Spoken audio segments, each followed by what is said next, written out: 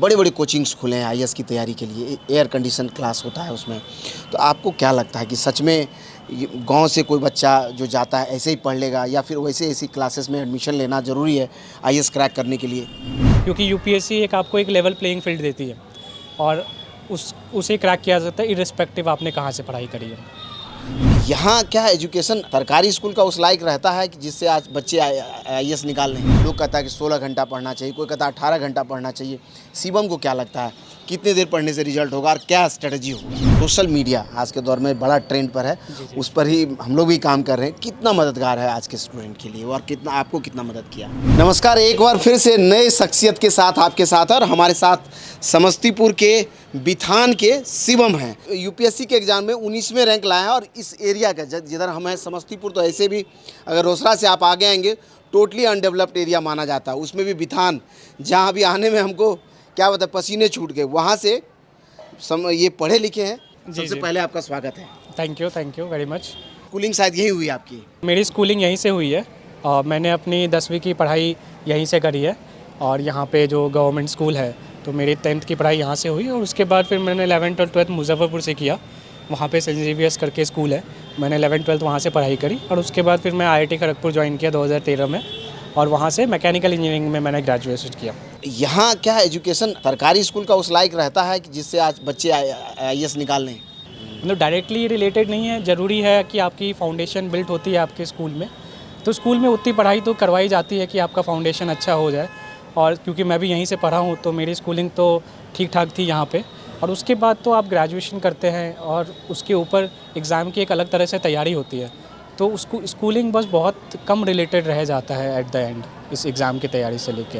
तो डेफिनेटली क्योंकि मैंने भी यहीं से स्कूलिंग करके और ये एग्ज़ाम को क्रैक किया, 19 रैंक आई, तो आई बिलीव कि अगर कोई भी यहाँ पे स्टूडेंट पढ़ता है और वो अच्छे से पढ़ाई करता है तो डेफिनेटली वो भी क्लियर कर सकता है, क्योंकि यूपीएससी एक आपको एक लेवल प्लेइंग फील्ड देती है और उसे क्रैक किया जाता है इरिस्पेक्टिव आपने कहाँ से पढ़ाई करी है।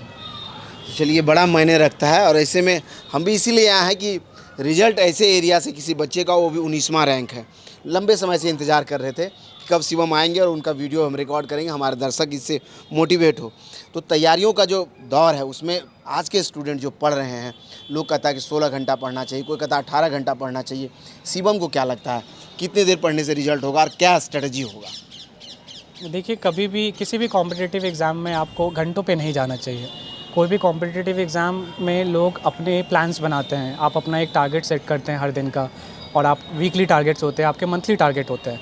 तो वो टारगेट चाहे वो 4 घंटे में अचीव हो जाए तो भी अच्छा है, 5 घंटे में हो, 10 घंटे में हो। तो इंस्टेड ऑफ आप घंटे को टारगेट करके पढ़ाई करें, आपको टारगेट को टारगेट करके पढ़ाई करनी चाहिए। तो अगर आप कंसिस्टेंसी दिखाएँ इस एग्ज़ाम में, 8 से 9 घंटे अगर आप रोज़ पढ़ें 1 साल के लिए, तो ये एग्ज़ाम आराम से क्रैक किया जा सकता है। चलिए, 8 से 9 घंटे का मेहनत और उसमें कंसिस्टेंसी रहना चाहिए, तब जा कर के रिजल्ट होता है। बाकी अभी पहला अटेम्प्ट में आपका रिजल्ट हुआ, कितने अटेम्प्ट अब तक दिए, क्या क्या रहा जर्नी, एक बार बता दीजिए आप हमें। जी देखिए, अभी तक मैंने टोटल 5 अटेम्प्ट दिए हैं। पहले 2 अटेम्प्ट में मेरे प्रीलिम्स क्लियर नहीं हुआ था। थर्ड अटेम्प्ट में मैं इंटरव्यू तक पहुंचा, बट इंटरव्यू में मेरा फाइनल सिलेक्शन में लिस्ट में नाम नहीं आया। फोर्थ अटेम्प्ट में मेरे 309 रैंक आई, जिसमें मुझे Indian Revenue Service IRS allot हुआ, और उसकी ट्रेनिंग अभी चल रही है। और उसके बाद 5वें अटेम्प्ट में मेरी 19 रैंक आई। अभी कैडर नहीं मिला होगा आपको? अभी सारे प्रोसेस में थोड़ा समय लगता है गवर्नमेंट का। क्या चॉइस है आपका? सर चॉइस देखिए, इसमें तो अपने जो जोन है, जिस जोन में बिहार, यूपी, झारखंड, उड़ीसा ये सब आते हैं, वो जोन मेरी पहली चॉइस है। तो अब क्या कैडर मिलता है ये हमें नवंबर तक पता चलेगा। अब मिलते होंगे लोगों से, एक अलग उम्मीद से देखता होगा आपको, आपके जिज्ञासा के साथ पूछता होगा कि बेटा आईएएस बन गया हमारे मोहल्ले से, कुछ करेगा, क्या बोलता है? अभी तो सर्विस में एंट्री ही कर रहा हूँ, तो डेफिनेटली लोगों को एक्सपेक्टेशन होती है कि कुछ तो करेगा। तो मेरा ऐसा है कि ज़रूरी नहीं कि कौन सा डिस्ट्रिक्ट मिलता है, वो पोस्टिंग की क्लैरिटी नहीं है, बट जो भी मिले, अगर अपने गांव में नहीं तो जिस भी गांव में पोस्टिंग हो, जो भी मेरे एरिया में आए, अगर मैं वहाँ पे भी अच्छा काम करूँ तो मैं समझूंगा मैंने जस्टिफाई किया अपने इस सर्विस को। बड़े बड़े कोचिंग्स खुले हैं आईएएस की तैयारी के लिए, एयर कंडीशन क्लास होता है उसमें। तो आपको क्या लगता है कि सच में गांव से कोई बच्चा जो जाता है ऐसे ही पढ़ लेगा, या फिर वैसे ऐसी क्लासेस में एडमिशन लेना ज़रूरी है आईएएस क्रैक करने के लिए? देखिए, जब आप एग्ज़ाम को अगर करीबी से देखेंगे तो आपको पता चलेगा इस एग्ज़ाम में जो क्वालिफ़िकेशन रिक्वायर्ड है वो है कि आप एक ग्रेजुएट होने चाहिए। किसी भी फील्ड से आप ग्रेजुएशन हो उससे फ़र्क नहीं पड़ता, आपको बस एक ग्रेजुएट होना है। उसके लिए और एग्ज़ाम की अपनी एक रिक्वायरमेंट है। तो डेफ़िनेटली अभी बहुत सारी संस्थाएँ खुली हुई हैं जो आपको तैयारी करवाती हैं। तो ये कोचिंग लेनी चाहिए, नहीं लेनी चाहिए, काफ़ी एक इंडिविजुअलिस्टिक डिसीज़न है। अपने व्यक्तिगत लेवल पे अगर आपको लगता है कि आपको एक मार्गदर्शन की ज़रूरत है और कोई संस्था आपको मार्गदर्शन दिलवा सकती है और आप अफ़ोर्ड कर सकते हैं, तो आप कर सकते हैं कोचिंग, कोई बुराई नहीं है। एट द सेम टाइम अगर आपको लगता है कि नहीं मैं खुद से पढ़ना चाहता हूँ, पढ़ना चाहती हूँ, तो अभी के ज़माने में जब इंटरनेट है हमारे पास तो सारे रिसोर्सेज हमारे टिप्स पे हैं, एक्सेस सबका एक्सेस है हमारे पास, तो आप उन रिसोर्सेज का यूज़ करके खुद भी पढ़ाई कर सकते हैं। जहाँ तक मेरी बात है, मैंने खुद सेल्फ स्टडी करी है। कोचिंग का सपोर्ट था इन अ वे कि टेस्ट सीरीज़ ज्वाइन करनी होती थी, इवैल्यूएशन करना होता था, तो उनके लिए कोचिंग्स की मदद ली गई है। बट ओवरऑल खुद से ही सेल्फ स्टडी है। और एट द एंड चाहे आप कोचिंग से पढ़ें, चाहे आप खुद से पढ़ें, आपको सेल्फ स्टडी तो करनी पड़ेगी। कोचिंग सिर्फ आपको सिलेबस बताएंगी, कवर करवाने में, कॉन्सेप्ट क्लियर करने में हेल्प करेंगे, but at the end matter यही करता है कि आप खुद से कितना उसको समझ रहे हैं, प्रैक्टिस कर रहे हैं। तो कोचिंग करें ना करें, सेल्फ स्टडी तो दोनों में ज़रूरी है। अब मेरे अगले सवाल का आधा बात तो आप बोल ही दी है। सोशल मीडिया आज के दौर में बड़ा ट्रेंड पर है, उस पर ही हम लोग भी काम कर रहे हैं। कितना मददगार है आज के स्टूडेंट के लिए और कितना आपको कितना मदद किया? देखिए, सोशल मीडिया अभी के जनरेशन की का एक सबसे बड़ा रिवॉल्यूशन है। अगर आप उसको ढंग से यूज़ करें तो सोशल मीडिया आपको काफ़ी हद तक मदद कर सकता है। फॉर एग्ज़ाम्पल अभी आपको टेलीग्राम जैसे है, टेलीग्राम के थ्रू लोग कनेक्टेड होते हैं, बहुत सारे एस्पिरेंट एक दूसरे से बातें करते हैं, साथ में पढ़ाई करते हैं, तो सोशल मीडिया का एक पॉजिटिव यूज़ वहाँ भी दिखता है। सोशल मीडिया के थ्रू, यूट्यूब के थ्रू अभी के टाइम पे आपको कोई भी कॉन्सेप्ट समझना हो तो यूट्यूब पे अच्छे अच्छे एडुकेटर्स ने लेक्चर बना रखे हैं जो फ्रीली अवेलेबल है। तो अगर आप उसका ढंग से इस्तेमाल करें तो आप वहाँ से भी पढ़ाई की जा सकती है। तो सोशल मीडिया भी बहुत हेल्प करता है। But at the same time अगर आप सोशल मीडिया का यूज़ एंटरटेनमेंट पर्पज़ के लिए करने लग जाएँ तो आपको भी पता है कि लोग डिस्ट्रैक्ट भी बहुत जल्दी हो सकता है। तो वो एक सेल्फ कंट्रोल होते हुए positive aspect of social media का यूज़ करके डेफिनेटली एक काफ़ी एज प्राप्त की जा सकती है इस एग्ज़ाम के लिए। बड़ा ही अच्छा। बाकी जो है शिवम जी, हमने जो शुरुआत में हमें पूछना चाहिए था, आप कितने भाई बहन और मम्मी पापा क्या करते हैं आपके? जी, मैं टोटल हम 4 सिबलिंग्स हैं और मेरे मम्मी पापा गांव में ही रहते हैं। पापा की एक दवा की दुकान है, तो ये हमारा बेसिक फैमिली बैकग्राउंड है। तो परिवार से और कोई इससे पहले रिजल्ट किया या पहला आप हैं? देखिए, परिवार से बाकी लोग अलग अलग फील्ड में लगे हुए हैं, सब अपने अपने इंटरेस्ट के हिसाब से। पापा दुकान चलाते हैं, बाकी लोगों ने पढ़ाई करी है। तो बस जहाँ तक बात होती है सिविल सर्विस एग्जामिनेशन की, तो मैं अपने परिवार से तो अकेला ही हूँ अभी। मोस्टली बिजनेसमैन फैमिली से, खासकर आप मारवाड़ी हैं, तो उसके मोस्टली बच्चे देखते हैं। हमारे भी कई फ्रेंड थे जो 10th पास किया, उसके बाद से वो बिज़नेस में लग गए, पैसा कमाना है। तो आपको कभी नहीं प्रेशर मिला कि नहीं भाई क्या कर रहे हो, पढ़ना होगा कि नहीं होगा, आ जाओ बिज़नेस में, यही करो?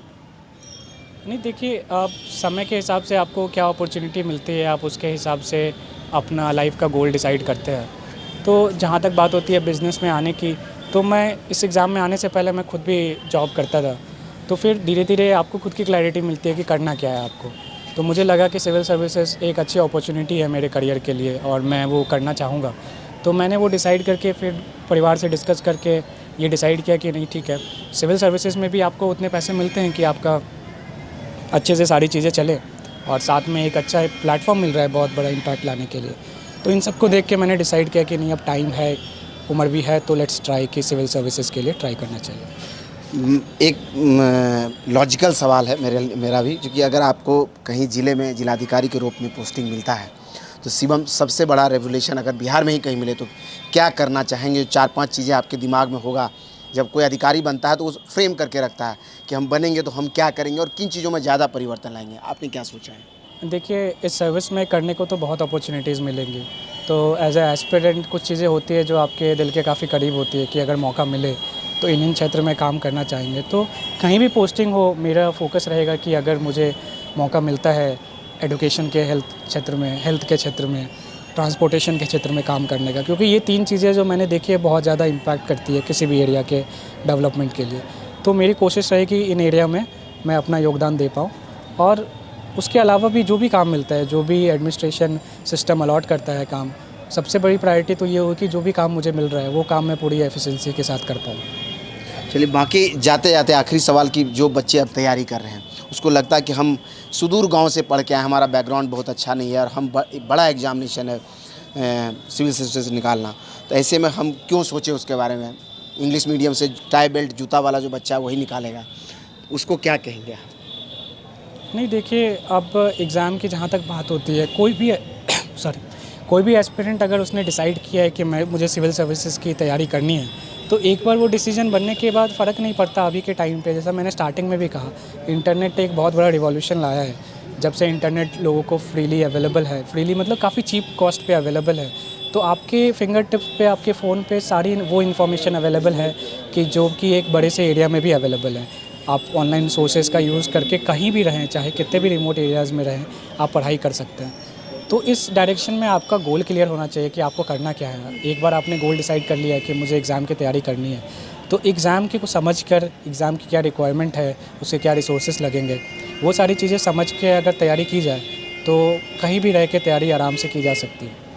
चलिए, हम शिवम जी के उज्जवल भविष्य की कामना करते हैं और साथ ही हम ये उम्मीद करते हैं कि जहाँ भी इन्हें जिम्मेदारी मिले, जिस सोच के साथ इन्होंने टारगेट लेकर के इस सर्विसेज को चुना है, वो बखूबी उसे निभा पाएँ और इस क्षेत्र में जैसे इन्होंने 19वां रैंक ला करके इस एरिया का नाम रोशन किया है, उसी तरह से उस क्षेत्र में भी बेहतर काम करके इस एरिया को का नाम और ऊपर ले जाएँ।